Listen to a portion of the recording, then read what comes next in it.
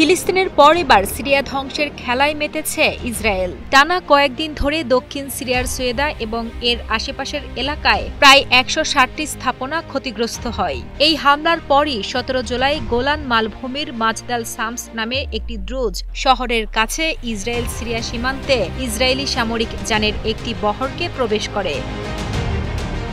Syria অভিযান চালানোর উদ্দেশ্য ইসরায়েলি বাহিনীর ৫টি গাড়ির একটি সামরিক বহর নিয়ে যাওয়া হচ্ছিল, যার মধ্যে ছিল ৪টি হামভি, যা মূলত সৈন্য সামরিক সরঞ্জাম, রসদ এবং বিভিন্ন ধরনের অস্ত্র বহন করে। এসব যুদ্ধাস্ত্র নির্বিঘ্নে সীমান্তের গেট খুলে ভিতরে প্রবেশ করে। এসব সামরিক সরঞ্জাম সরবরাহের একদিন আগেই জেরুজালেম পোস্টের এক প্রতিবেদনের বরাতে জানা যায়, ইসরায়েলের চালানো এই হামলায় ক্ষতিগ্রস্ত হয় সিরিয়ার প্রতিরক্ষা মন্ত্রণালয়। এমনকি দামেস্কের প্রেসিডেন্ট প্রাসাদের একটি অংশেও বোমাবর্ষণ করে ইসরায়েলি সেনারা, যাতে সিরিয়ার কয়েক ডজন সেনা মারা গেছেন বলে খবর পাওয়া যায়। ইসরায়েলের যুদ্ধ বিমানগুলো জেনারেল স্টাফ কমপ্লেক্স এবং কাসর আল-শাবেও হামলা চালায়।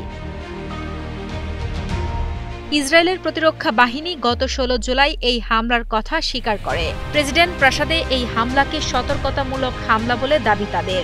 ইসরায়েলি সেনাদের প্রকাশিত ভিডিওতে দেখা যায়, বোমার আঘাতে দামেস্কের আকাশ কালো ধোঁয়ায় আচ্ছন্ন হয়ে পড়েছে।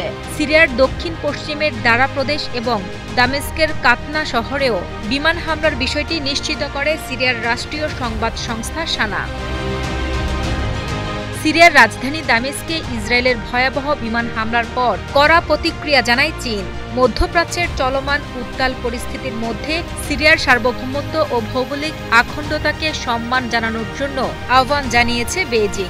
ইসরায়েলের সিরিয়ায় চলমান বিমান হামলার ঘটনায় জাতিসংঘের মহাসচিব আন্তোনিও গুতেরেসও গভীর উদ্বেগ প্রকাশ করে ইসরায়েলকে হামলা বন্ধের আহ্বান জানান। এই হামলাগুলো সিরিয়ার পরিস্থিতি আরও ঘোলাটে করে তুলেছে এবং আঞ্চলিক শান্তি নিয়ে নতুন করে উদ্বেগ তৈরি হয়েছে বলে মনে করছেন সমর বিশ্লেষকরা।